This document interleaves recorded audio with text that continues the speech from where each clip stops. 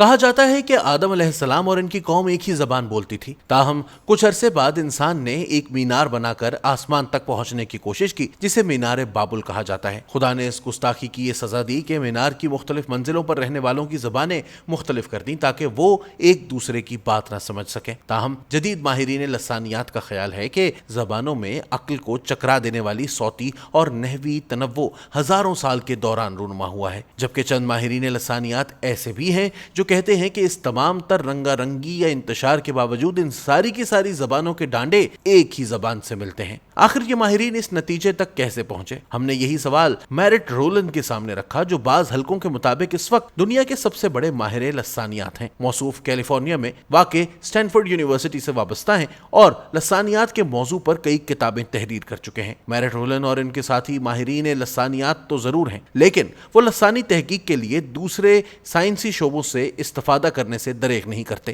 انہوں نے ابتدائی زبان کا کھوج لگانے کے لیے جدید جینیات اور علم آثار قدیمہ سے بھی بھرپور مدد لی ہے۔ میرٹ رولن نے بتایا کہ جدید جینیاتی تحقیق سے معلوم ہوتا ہے کہ تقریباً 70,000 برس قبل انسانوں کا ایک چھوٹا سا گروہ مشرقی افریقہ سے باہر نکلا اور دیکھتے ہی دیکھتے دنیا بھر میں پھیل گیا۔ خیال کیا جاتا ہے کہ یہ گروہ ایک ہی زبان بولتا تھا، لیکن وقت گزرنے کے ساتھ ساتھ جیسے علاقائی اور موسمی تغیرات کے زیر اثر انسانی رنگ، روپ اور خد و خال میں تبدیلیاں آتی گئیں، ویسے ہی یہ ابتدائی زبان مختلف خطوں میں جا کر بدلتے بدلتے ہزاروں مختلف اور باہم ناقابل فہم زبانوں میں ڈھلتی چلی گئی۔ اس بات کی وضاحت کرتے ہوئے رولن نے کہا کہ اردو، ہندی، گجراتی، مراٹھی وغیرہ ایک ایسے لسانی گروہ سے تعلق رکھتی ہیں جسے انڈک گروہ کہا جاتا ہے۔ انڈک بذات خود ایک بڑے خاندان انڈو یورپین سے تعلق رکھتا ہے۔ اسی طرح انڈو یورپین خاندان زبانوں کے ایک اور خاندان سے مشابہت رکھتا ہے جسے یورالک خاندان کہا جاتا ہے۔ اس خاندان میں ترکی، منگولیائی، ہنگیریائی اور فنش وغیرہ شامل ہیں۔ ان دونوں خاندانوں کو ملا کر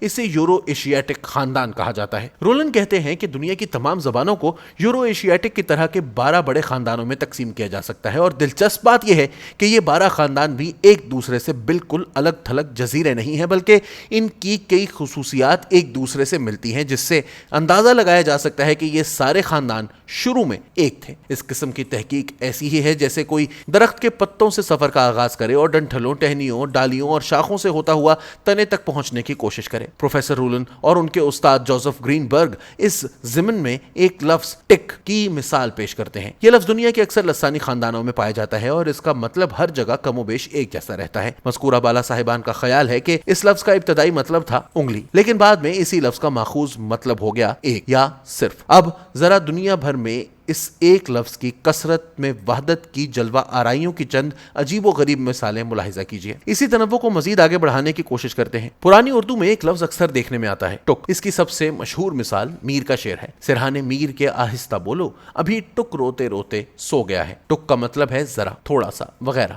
اگرچہ گرین برگ اور رولن نے مندرجہ بالا فہرست میں اردو کا ذکر نہیں کیا، لیکن لفظ ٹک بھی واضح طور پر اسی قبیل کا ہے۔ اس کے علاوہ جغتائی ترکی میں ایک لفظ پایا جاتا ہے ٹیک، اور اس کا مطلب بھی صرف ہے۔ اسی طرح ترکی کے لفظ ٹیکن کا مطلب ایک ایک کر کے ہے۔ یہی نہیں بلکہ مغربی چین کے باسی مسلمانوں کی زبان ایغور میں بھی لفظ ٹک ملتا ہے اور اس کا مطلب بھی صرف ہے۔ اب کوئی معترض یہ بھی کہہ سکتا ہے کہ اردو، ایغور اور ترکی میں تاریخی اور جغرافیائی اختلاط پایا جاتا ہے، لیکن سوال یہ پیدا ہوتا ہے کہ آخر جنوبی امریکہ کے ملک ایکواڈور میں بولی جانے والی سیونا کے ساتھ اردو کا کیا تعلق؟ یہاں یہ کہنا ضروری ہے کہ پروفیسر رولن کے ناقدین کی کمی نہیں، اور ان میں سے کئی تو ایسے بھی ہیں جو ان کے نظریات کی انتہائی شد و مد سے مخالفت کرتے ہیں، حتیٰ کہ بعض اوقات تو نوبت تلخ کلامی اور ذاتیات تک پہنچ جاتی ہے۔ یہ معترضین کہتے ہیں کہ اس طرح کے الفاظ کا مختلف زبانوں میں پایا جانا محض اتفاق بھی ہو سکتا ہے۔ یہ الگ بات کہ اپنے اس دعوے کے ثبوت کے طور پر وہ مختلف زبانوں میں ایسے اتفاقی الفاظ کی کوئی فہرست فراہم نہیں کر سکے۔ اردو، پنجابی سمیت شمالی ہندوستان کی بیشتر زبانیں انڈو یورپین خاندان سے تعلق رکھتی ہیں۔ ان زبانوں میں انگریزی، فرانسیسی، جرمن، روسی، لاطینی، یونانی اور فارسی وغیرہ بھی شامل ہیں۔ انڈو یورپین خاندان کا ماخذ کیا ہے اور اس کے اولین بولنے والے کون تھے؟ یہ سوال انتہائی متنازع رہا ہے اور گزشتہ کئی صدیوں سے اس پر بحث و تمہیس جاری ہے۔ ہم نے اوپر تذکرہ کیا تھا کہ رولن علم آثار قدیمہ سے بھی رجوع کرتے ہیں۔ ان کے ساتھی کولن رین فریو مشہور ماہر آثار قدیمہ ہیں۔ انہوں نے 1990 کی دہائی میں ایک نظریہ پیش کیا تھا جس کے مطابق آج سے تقریباً 7000 برس پیشتر ترکی میں سے ایک قوم اٹھی اور چند صدیوں کے اندر اندر سارے یورپ اور وسطی ایشیا پر چھا گئی۔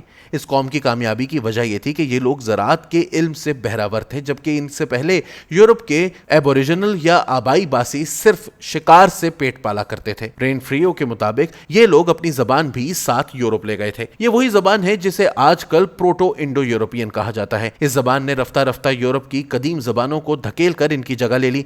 इस कदीम यूरोपी जबानों की एक बची कुची मिसाल बासिक जबान है, जो आज भी स्पेन और फ्रांस के बाज इलाकों में बोली जाती है। कॉलिन रेनफ्रियो और मैरिट रूलन का ख्याल है कि बेशतर इंडो यूरोपियन जबानों का मनबा तुर्क किसानों की यही जबान है। प्रोफेसर रूलन ने मिसाल दी कि इस खानदान की अक्सर जबानों में वाहिद मुतकल्लम के लिए जो अल्फाज इस्तेमाल होते हैं वो हर्फ मीम से शुरू होते हैं, जबकि मुखातिब के लिए अल्फाज ते से शुरू होते हैं। उर्दू इसी खानदान की बेटी है, चुनाचे यहाँ वाहिद मुतकल्लम मैं और वाहिद मुखातिब तुम है, और करीब करीब यही हाल शुमाली हिंदुस्तान की अक्सर जबानों का है। फारसी में देखिए तो वहाँ मन और तू मिलेंगे। यही नहीं बल्कि यूरोप की अक्सर जबानों में मज़कूरा अल्फाज के लिए इन्हीं आवाजों की तकरार मिलेगी, जबकि लातीनी जबान में तो मुखातिब के लिए उर्दू और फारसी वाले तू ही से काम चलाया जाता है। ऊपर बासिक का जिक्र आया था। इस जबान के बारे में कहा जाता है कि ये एक लैंग्वेज आइसोलेट है, यानी एक ऐसी जबान जिसका ताल्लुक दुनिया की किसी और जबान से नहीं है। दिलचस्प बात यह है कि पाकिस्तान के शुमाली इलाके हुंजा में भी ऐसी ही एक और लैंग्वेज आइसोलेट बोली जाती है, जिसका नाम है ब्रोशिस्की। हमने डॉक्टर रूलन से पूछा कि अगर तमाम जबानों की बुनियाद एक ही है तो फिर ये अछूती जबानें कैसे वजूद में आ गई। इसके जवाब में उन्होंने कहा कि ये जबानें मुकम्मल तौर पर अनछुई नहीं है, और गुज़िश्ता 20 बरसों में बाज माहिरीन लसानियात ने ब्रोशिस्की, बासिक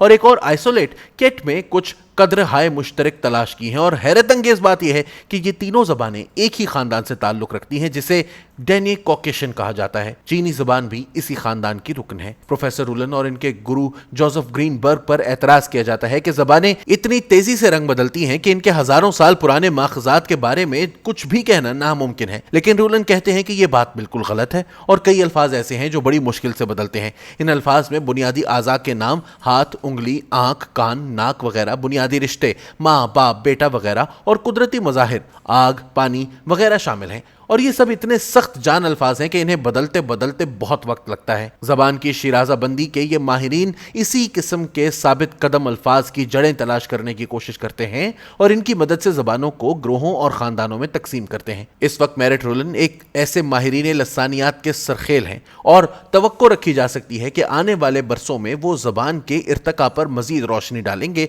जिससे न सिर्फ इल्म लसानियात में इजाफा होगा बल्कि इंसान के तारीखी और तहजीबी सफर के कई तारीख गोशे भी मुनव्वर हो जाएंगे।